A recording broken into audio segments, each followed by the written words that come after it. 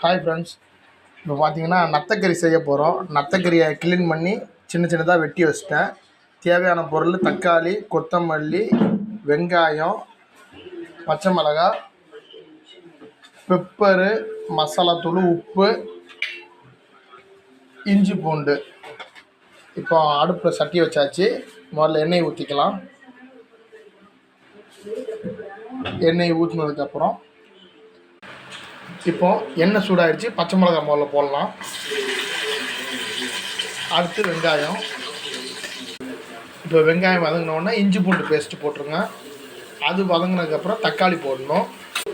இப்போ வெங்காயம் இஞ்சி பூண்டு வதங்கிடுச்சு, தக்காளியை போட்டுக்கலாம். வெங்காயம் தக்காளி எல்லாம் நல்லா வதங்கிருச்சு.